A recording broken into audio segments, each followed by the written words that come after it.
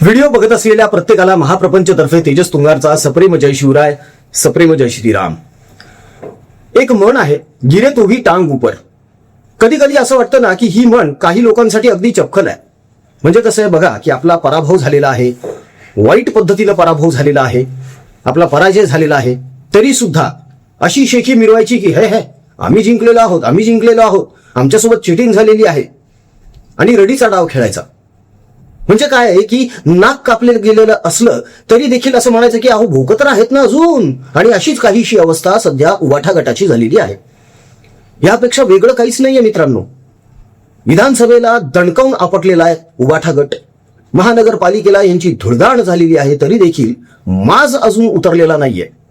मग भोंगा राऊत असोत, ते तर कधीच सुधारणारं व्यक्तिमत्व नाहीये.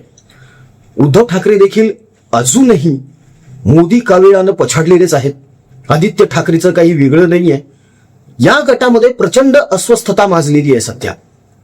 त्याचं कारण असं आहे की गेल्या वेळी जसे 40 आमदार फुटले होते ना, तसेच यावेळी निवडून आलेले काही आमदार आणि खासदार हे देखील उबाठा गट सोडण्याच्या पूर्ण मनस्थितीत असल्याची चर्चा सध्या रंगत आहे. आणि ते देखील भोंग्याला कंटाळून किंवा लॉबी प्रकरण ज्याला आपण म्हणतो ना, ते खूप स्ट्रॉंग होत चाललंय. इकडे भोंग्याची लॉबी वेगळी, आदित्यची वेगळी. या सगळ्या लॉबीमध्ये उद्धवजीराव कुठेच फिट बसत नाहीयेत. त्यात आता परत एक नवीन मुद्दा चर्चेला आलेला आहे, तो म्हणजे विधान परिषदेचा. यांचेच विधान परिषदचे विरोधी पक्ष नेते अंबादासजी दानवे यांनी एक विधान केलंय की उद्धवजी ठाकरे हे आता विधान परिषदेवरून निवृत्त झालेले आहेत. मात्र रुटीननुसार, रोटेशननुसार ही जी जागा आहे विधान परिषदेची आमदारकीची, ही शिवसेनेचीच असणार आहे. हा, आता जर महाविकास आघाडीच्या इतर घटक पक्षांपैकी जर कोणी यावर दावा ठोकला या जागेसाठी, तर त्यावर आपण तोडगा काढूया ना एखादा, असं अंबादास दानवे यांचं म्हणणं आहे.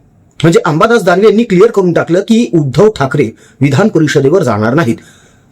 कुठेतरी हे विधान करत असताना अंबादास दानवे यांची अवस्था क्यू बेटा मन में लड्डू फुटा अशी झाली असावी.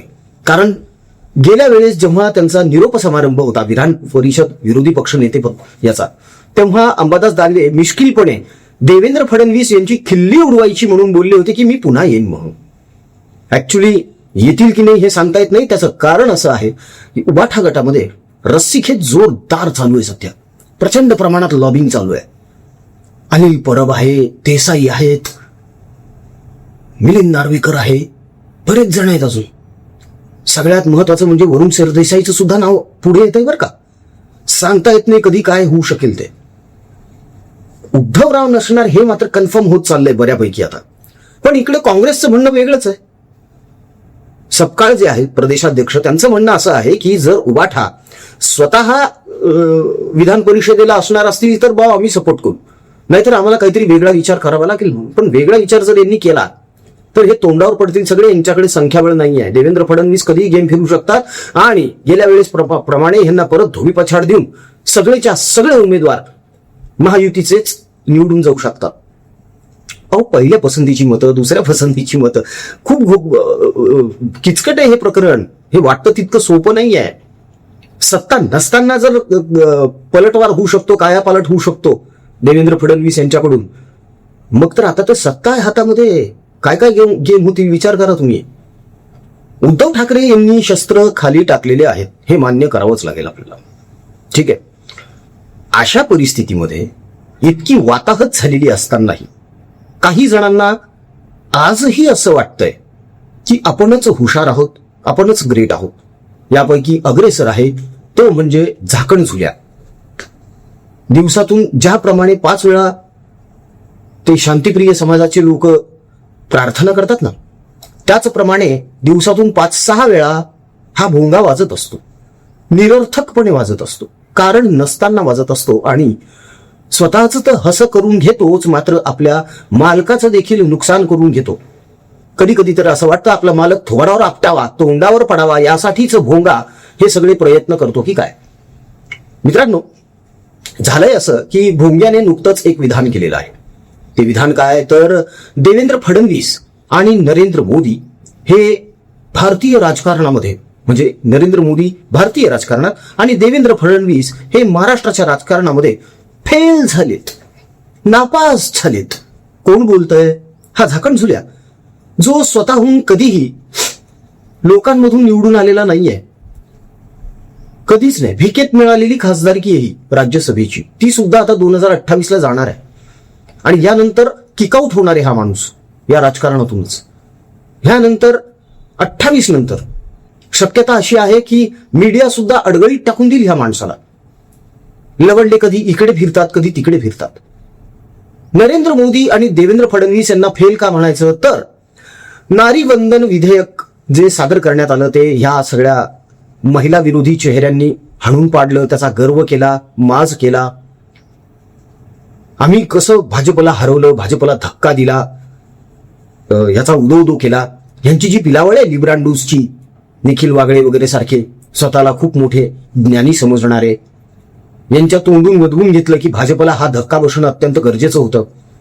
पण हा धक्का भाजपला बसलेला नाहीये, हा धक्का याच लोकांना बसलेला आहे. कारण यांचा महिला विरोधी चेहरा हा जनतेसमोर आलेला आहे.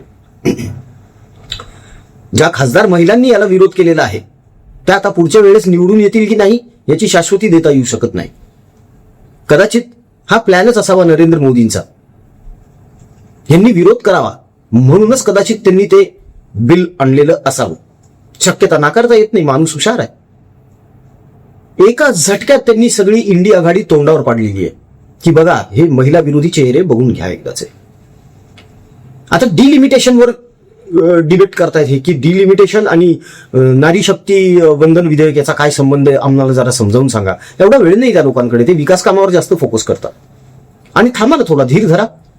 4 मई ममता गई झाल्यानंतर तुमच्या सगळ्या प्रश्नांची उत्तर तुम्हाला मिळणार आहेत. देवेंद्र फडणवीसांनी ते चॅलेंजेस केलेले, ज्याला कोणाला माज आहे किंवा फार हुरहुरी आहे आणि इच्छा आहे हे समजून घेण्याची, ओपन डिबेट करा माझ्यासोबत. पण फक्त त्यानं डिबेट करावी जे माझ्या स्तराचे आहेत, माझ्या लेव्हलचे आहेत. ठीक आहे. यावरून भोंगा चिडला. भोंगा म्हणतो की शरद पवारांची लेव्हल वेगळी, तुमची लेव्हल वेगळी वगैरे वगैरे. त्यावरही एक व्हिडिओ केलाच होता आपण. देवेंद्र कधीही शरद पवार होऊ शकत नाही. 100 जन्म काय 1000 जन्म घेतले तरी, आणि शरद पवार कधीही 1,00,000 जन्म घेतले तरी देवेंद्र फडणवीस होऊ शकत नाहीत. ठीक आहे. आता का हे आपल्याला माहितीच आहे की जातीपातीचं विष पसरवणं, हे घाणेरडं राजकारण करणं, काडी काम करत बसणं, वजाबाकीचं राजकारण करणं हे फडणवीसांना जमत नाही. त्यामुळे फडणवीस जसे आहेत तसेच बरे आहेत. दुसरीकडे प्रणिती शिंदे यांचं म्हणणं असं आहे की हे चॅलेंज आम्ही स्वीकारतो, बोला कुठे यायचं, कधी यायचं, कसं यायचं. अहो, ते स्तराची गोष्ट करत होते, लेव्हलची. तुम्ही त्या लेव्हलच्या नाही आहात. तुमच्या मतदारसंघामध्ये सुद्धा तुम्हाला 4 शब्द व्यवस्थित बोलता येत नाहीत. तुम्ही फक्त आणि फक्त राहुल गांधी यांना खुश करण्यासाठी नरेंद्र मोदी आणि देवेंद्र फडणवीस यांच्यावर टीका करत असतात, अमित शहांवर टीका करतात, दॅट्स इट. पण राहुल गांधी सुद्धा तुम्हाला दरवाजाजवळ सुद्धा उभं करत नाही अजूनही. हे तुमचं कर्तृत्व. त्यानंतर सुप्रिया सुळे यांनीच देखील चॅलेंज केलं की हा बोलवा, कुठं बोलवायचंय, आम्ही येतो डिबेटला. अहो, स्तर बघा ना तुमचा, स्तर बघा. जेव्हा बजेट सेशन चालू असतं तिकडे निर्मला सीतारामन जेव्हा बजेट देत असतात तेव्हा देवेंद्र फडणवीस वही पेन घेऊन बसलेले असतात, त्याची टिपणं तयार करतात आणि बजेट नेमकं काय आहे हे जनतेला सोप्या भाषेमध्ये समजावून देखील सांगतात. तरी देखील उद्धव ठाकरेंसारखे म्हणतात की आम्हाला बजेट कळलंच नाही, आणि तुमचं पुढचं बजेट येईपर्यंत मागचं बजेट तर संपलेलं असतं. मग आम्ही म्हणतो की हे श्रीमंताला श्रीमंत करणारं बजेट आहे आणि गरीबाला गरीब करणारं बजेट आहे. ही यांची अक्कल. आणि ह्यांचा हा घरगडी बोलतो देवेंद्र फडणवीस आणि नरेंद्र मोदी फेल झाले म्हणे. फेल तर पाकडे झालेले आहेत. जेव्हा इस्रायल, इराण, अमेरिका युद्ध सुरू होतं तेव्हा हे सगळेजण बोंबा मारत होते की बघा बघा पाकिस्तान मध्यस्थी करतोय आणि आपले पंतप्रधान काहीच करत नाहीयेत. का करायचं? काय झालं? पाकिस्तानचा कोंबडा झालाय सध्या. कोंबडा कसा? पहिली चर्चा झाली शांतीवर, सीजफायरवर, वेळ गेली. ठीक आहे, झाला पोपट. त्यानंतर ह्या दोन्ही तिन्ही देशातून जे आले होते ना चर्चेसाठी डेलिगेशन्स, यांना 5 स्टार 7 स्टार हॉटेलमध्ये ठेवण्यात आलं. तिकडचे सगळे रस्ते बंद करून टाकले, ऑफिसेस बंद करून टाकले, मॉल्स बंद करून टाकले, दुकानं बंद करून टाकली सुरक्षेसाठी. कोट्यावधी रुपयांचा चुराडा झाला.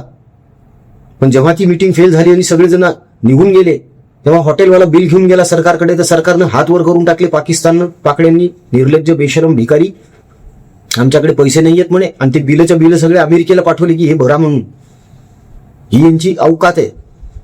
आणि आता सुद्धा दुसऱ्यांदा जेव्हा चर्चा होणार आहे तेव्हा इराणनं स्पष्ट सांगितलं आम्ही येत नाही, चला फुटा इथून. ही यांची लायकी, ही यांची पात्रता. आणि असं असताना नावं कोणाला ठेवले जात आहेत? नरेंद्र मोदींना. का तर म्हणे नरेंद्र मोदी फेल झाले, देवेंद्र फडणवीस फेल झाले. अरे देवेंद्र फडणवीस जर फेल असते ना तर तुझ्या घरकोंबड्यासारखं घरात बसले नसते ते. देवेंद्र फडणवीसांनी 3 वेळा लगातार 100च्या वर आमदार निवडून आणलेत महाराष्ट्रामध्ये. तुमच्या उद्धवजी रावांना एकदा तरी जमलंय का हे? पिताश्रींचा मृत्यू झाला वंदनीय बाळासाहेबांचा, तेव्हा सहानुभूतीच्या लाटेवर स्वार होऊन आलेले आमदार आहेत सगळे. यंदाच्या विधानसभेमध्ये बघितलं ना कर्तृत्व काय ते. तरी म्हणायचं डीएफ फेल आहे, पीएम फेल आहे. अरे फेल तर तुम्ही लोक आहात, नापास आहात तुम्ही लोक. जनतेनं नाकारलेलंय तुम्हाला, लाथाडलेलंय तुम्हाला जनतेनं. उगीच फडफड चालू आहे सध्या. ते म्हणतात ना दिवा विजत असताना खूप जास्त फडफड करतो, त्यातला प्रकार चालू आहे हा. मोदी देशाची कावीळ झालेली आहे या लोकांना. त्यामुळे आणि आता डोळ्यात देखत दिसतंय की पश्चिम बंगालमध्ये ममता हरणार आहे. यांनी तर दोघांनी सपोर्ट केलेला आहे, भोंग्यांनी सपोर्ट केलेला आहे आणि हिनं पण सपोर्ट केलाय, उद्धव ठाकरेनं सुद्धा. आणि दोघांनाही कळून चुकलेलं आहे की हाल होणार आहेत ममताचे आता.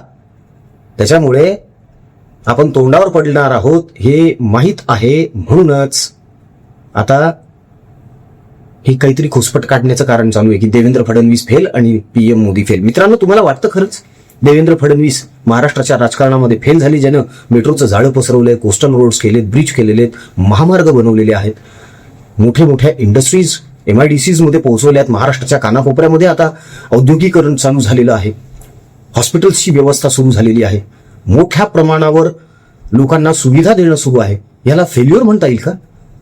नरेंद्र मोदी 3ऱ्यांदा पंतप्रधान झालेले आहेत, ते फेल म्हणता येईल का त्यांना? मग नेमकं फेल कोण आहे? तर फेल ते आहेत जे अजन्म भावी पंतप्रधान म्हणून मिरवायलेत, जे अजन्म आता इथून पुढे भावी मुख्यमंत्री असणार आहेत. उबाठा. फेल्युअर याला म्हणतात.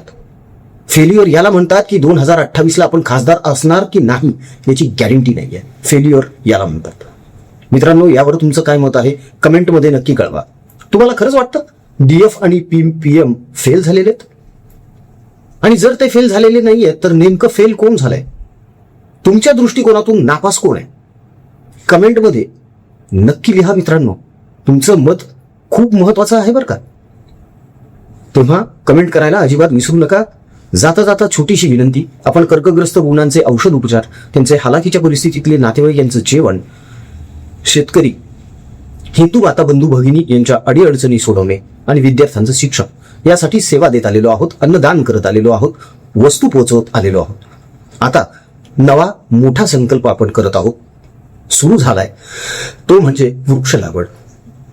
मोठ्या प्रमाणावर आपण वृक्ष लागवड करतोय आणि फक्त झाडं लावत नाहीये, तर ते झाड जगवण्याची जबाबदारी आपण उचललेली आहे, संगोपनाची जबाबदारी आपण उचललेली आहे. जास्तीत जास्त प्रमाणामध्ये आपल्या पुढच्या पिढीचं भविष्य सुधारावं या दृष्टिकोनातून हे पाऊल आपण उचलतोय, सामाजिक जबाबदारी म्हणून.